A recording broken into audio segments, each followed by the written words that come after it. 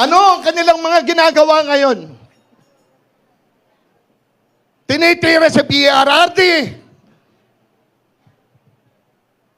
Tinitira si Vice Inday Sara. Tinitira si Mayor Baste. Tinitira si Congressman Pulong. Bakit? Anong apelyido nila? Duterte. Takot silang lahat. Urong ang kanilang mga... Bakit ganun silang kabastos?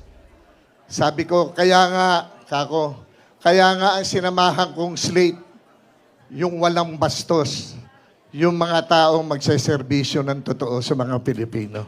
Ang PDB Laban Slate. Mahirap po itong pinasok ko. Alam niyo po, nagawa ko na po lahat sa buhay ko eh. Bilang artista, nagawa ko na po lahat yung gaganda pang bagay. Nanalo ko 27 beses Best Actor.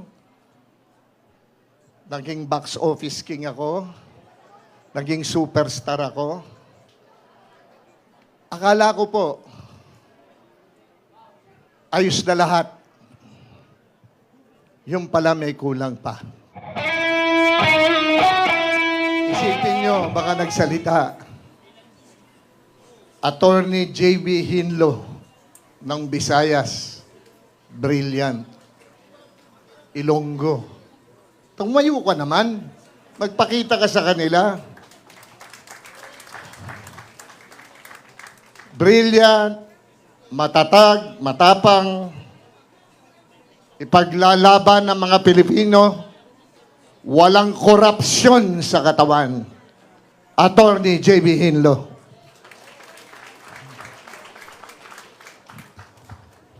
Isa pang katatapos lamang magsalita, ang aking kapatid na tiga Poso Rubio.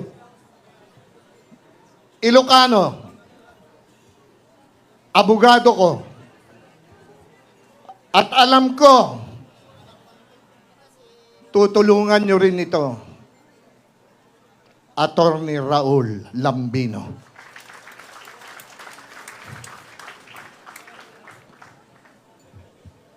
Ang isa pang abogado, ang pinakabata sa aming grupo, Attorney Jimmy Bondok. Nasaan ka?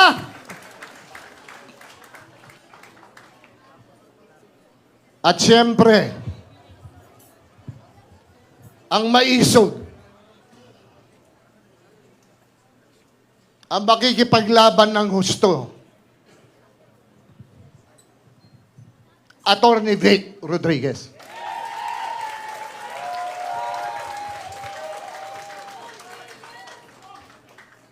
Isa pa ang abogado, napakagaling na congressman, idolo ko.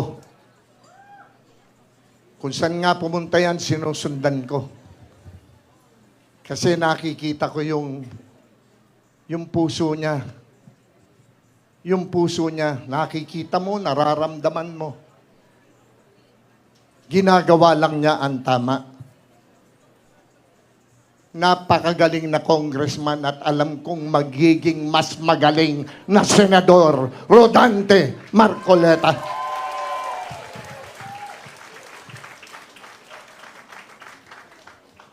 Tapos, meron po kaming pastor. Ang pastor na best friend po ng ating former President Rodrigo Roa Duterte. Napanood nyo, narinig nyo ang kanyang advokasya. Alam nyo, nararamdaman nyo kung ano lahat ng mga sinasabi niya. Tandaan nyo po, tulungan natin si Pastor Apollo Kibuloy.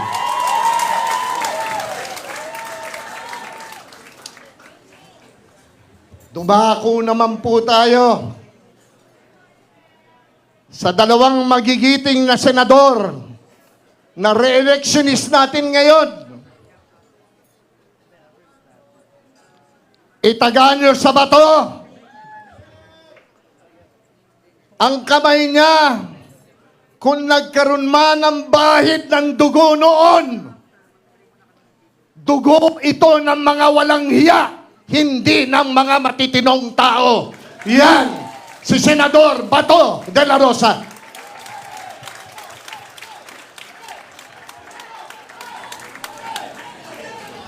I love you, pare! I love you, pare! Alam ko yan, pare. Kilala kita. Yang kamay mo, never mo nilagyan ng bahid ng dugo na matino. Bahid ng dugo ng mga walang hiya. Yan ang ginawa ng kamay mo. Kaya dapat ibalik ka sa Senado. Ano ang numero nila? Jimmy Bondoc, number 10. Bato de la Rosa, 22. Rodante Marcoleta, 38. Raul Lambino, 34. Pastor Apollo Kibuloy, 53. J.B. Inlo.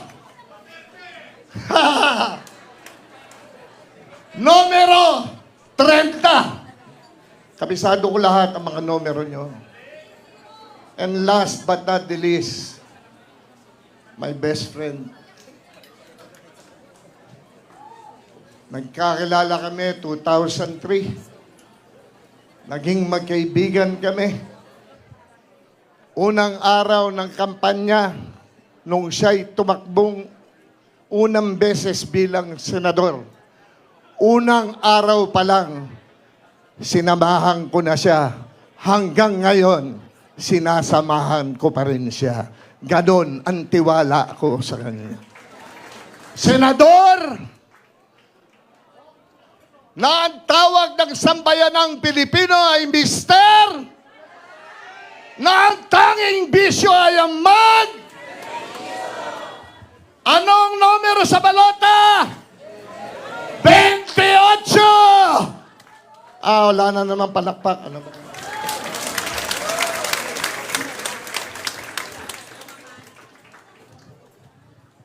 Sino pa ba? Parang nakalimutan ko sarili ko, ah. Parang nakalimutan ko yung maisog number 56. Vic, can I ask a favor? Can you please stand?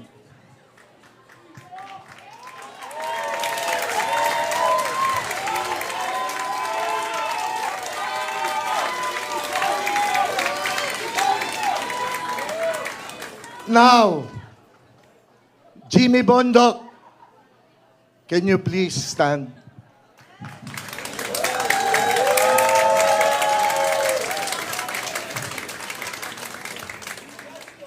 Ilonggo, tayo ka. Pakita ka sa kanila. J.B. Inlo.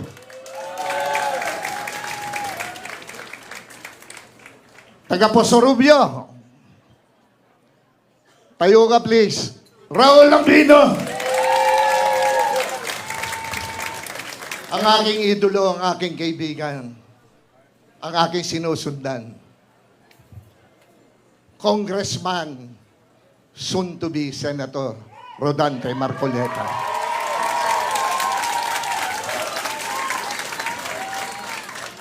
At ang pari ko, asa si paring Bato? Ngayon, ang ipapakiusap ko, Senator Bongo, palihog lang, pwede magtayo ka lang. Kaway ka lang sa mga tao. Ayan po ang slate namin. Kanina pa ako nakikinig. Ang pinag-uusapan yung tungkol sa suka. As a matter of fact po, kagabi nag-uusap kami mag-asawa, bakit ganon? Bakit ganon silang kabastos? Sabi ko, kaya nga ang sinamahan kong slate, yung walang bastos, yung mga taong magseserbisyo ng totoo sa mga Pilipino.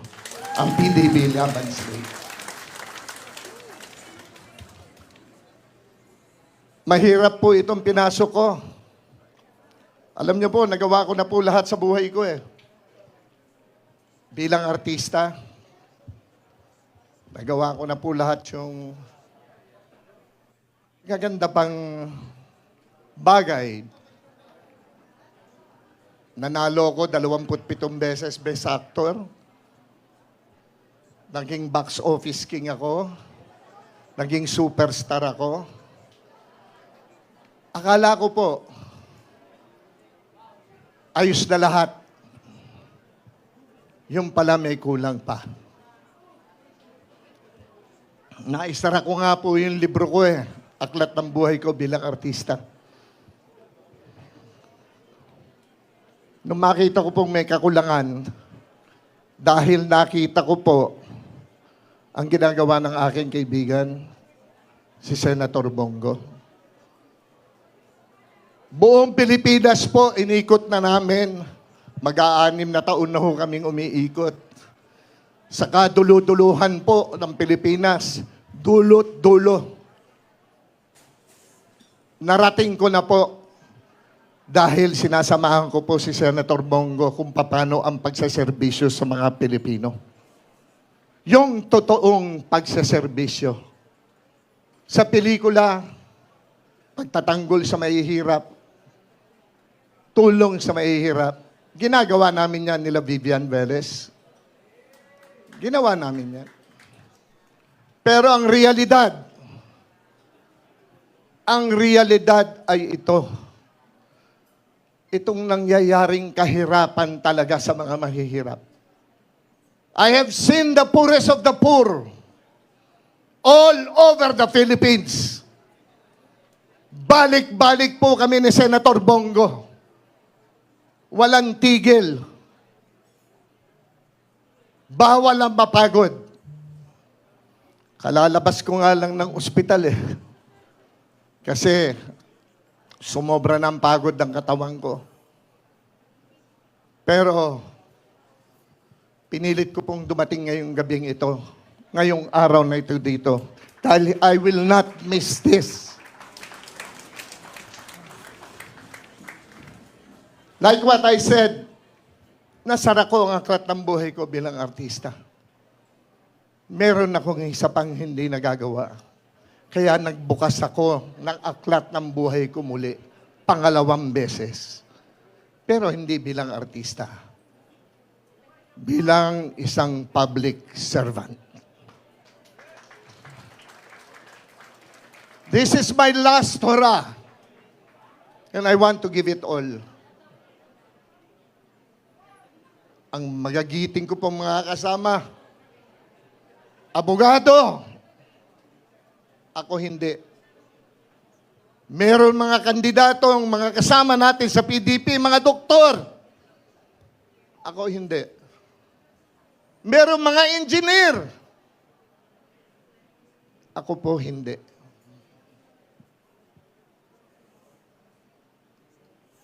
Ako po isang artista. Pero ako yung artistang magiging epektibong maglingkod at magserbisyo sa sambayanang Pilipino. Ano ang kanilang mga ginagawa ngayon? Tinitira sa PRRD. Tinitira si Vice Inday Sara. Tinitira si Mayor Baste. Tinitira si Congressman Pulong. Bakit? Ano ang apelyido nila? Duterte. Takot silang lahat. Urong ang kanilang mga buntot. Buntot. Takot silang lahat. Anong ginagawa nila? Totoo yung sinabi lahat ng ating mga abogado. Ipai-impeach nila si Inday. Nagnanakaw daw si Inday. Ay, ito naman at sa akin. Walang Duterte yung magnanakaw.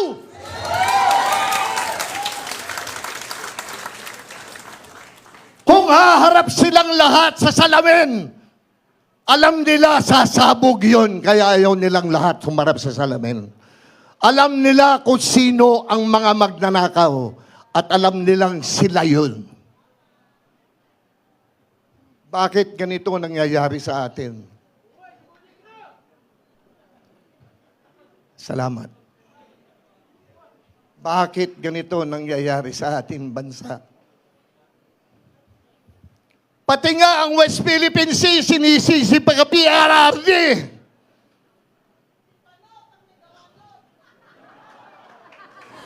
Sino ba ang Pangulo ng ating bansa ngayon? Sino ba ang dapat mag-aruga sa mga Pilipino? Sino ba ang dapat lumaban para daw sa mga Pilipinong mangingisda? Sino ba yan?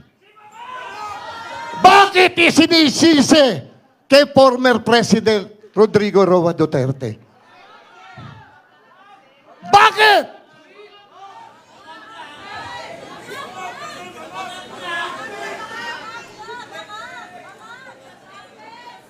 Kayo pong lahat, alam niyo kung anong mga tunay na nangyayari ngayon dito sa atin. Sabi nila, bakit tatakbong Senador Yang Philip Salvador na yan? Ano bang alam niyan? Babaero lang yan. Sabi nila. Sabi ko, noon yun,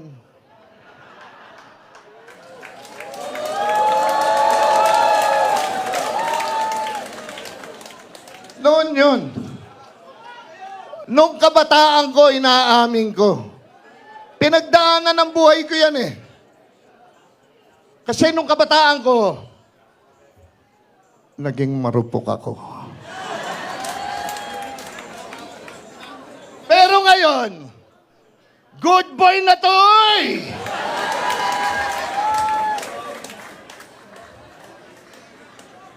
Uy, wala naman akong asim. Ikaw talaga, sobrang pagmamahal mo sa best friend mo. Hindi po. Kidding aside, good boy na ako talaga ngayon. Totoo yan. Totoo yan. Totoo yan. Ito naman si Coco Naik, parang hindi naniniwala.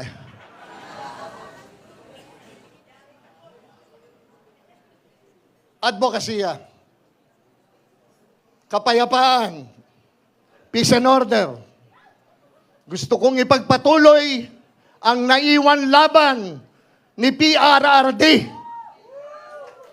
Gusto kong manumbalik ang tiwala ng mga magulang na makakauwi ang kanilang mga anak na hindi madidisgrasya, hindi makikidnap, hindi marerape, hindi mapapatay.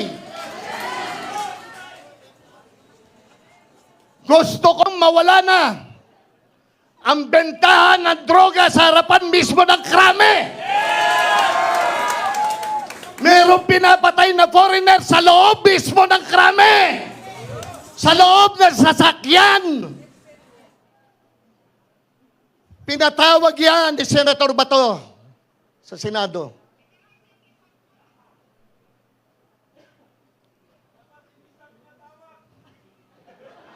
Tama ka doon. Advokasya, trabaho para sa mga Pilipino. Tama mga sinabi nyo, JB, hindi ayuda. Ano makakagisna ng mga anak natin? Ng mga gulang, umaasa lamang sa ayuda. Paano pang magsisipag mag-aral yung mga yan? Walang tamad na Pilipino!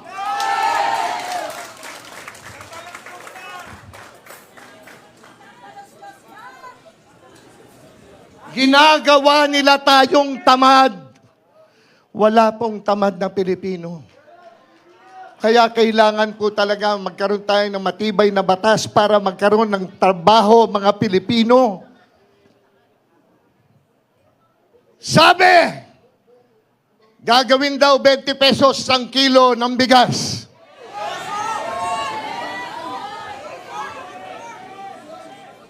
Nakabili na ba kayo ng 20 pesos?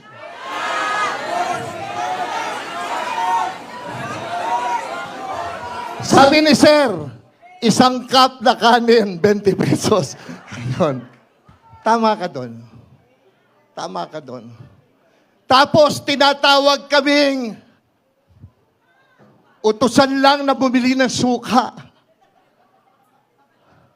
Senator Bato de la Rosa, Senator Bongo, bumibili ng suka. Inuutusan silang bumili ng suka. Attorney Hinlo, Attorney Jimmy Bondoc, Attorney Vic Rodriguez, Attorney Lambino, Attorney Marcoleta. Inuutusan lang bumili ng suka. Philip Salvador, artista. Pinabibili ko sa maid ko yung suka. Uy, masarap pa suka, lalo na sa yung lumpiang ubod, di ba? Oh, yun. Senior citizens. Walang nagbanggit kanina. Nasa advocacy ako po yan. Lahat ng napuntahan namin ni Senator Bongo, yung mga senior citizens lumalapit sa akin. Tatakbo ka raw. Kung tatakbo ka, huwag mo naman kami pabayaan. Nakalimutan na kami ng lipunan. Yan ang sinabi nila. Pribileyo pa para sa kanila. Dagdagan natin, kawawa ang senior citizens.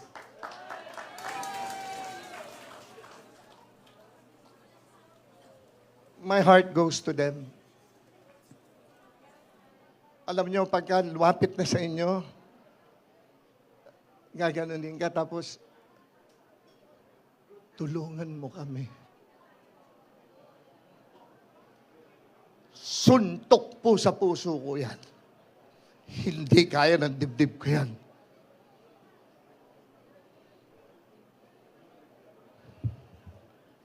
Ngayon po, pwede ho ba ako magtanong sa inyo? Sana yung galing lang sa puso nyo ang inyong sagot.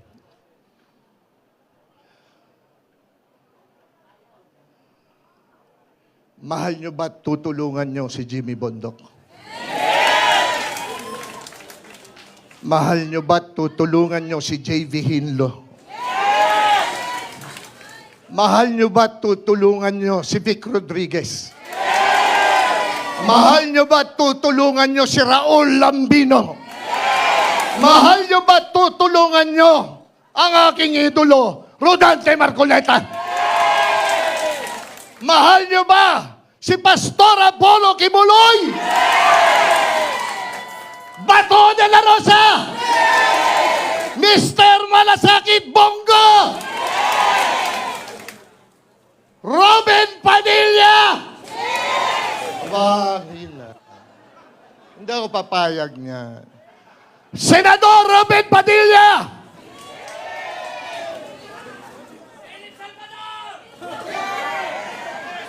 Mahal niyo ba ang pinakamahal nating presidente ng Pilipinas, Rodrigo Roa Duterte? Lahat na lang mahal niyo. Paano ako? Pwede rin po ba akong humingi ng konting pagmamahal nyo? At suporta? Pwede po ba? Ako si Philip Salvador, hindi abogado, hindi doktor, hindi engineer. Ako isang artista. Isang artista magiging epektibong maglingkod sa sambayan ng Pilipino. Philip Salvador, kandidato bilang senador ng PDP Laban, numero 58 sa balota. Magandang gabi po sa inyo lahat.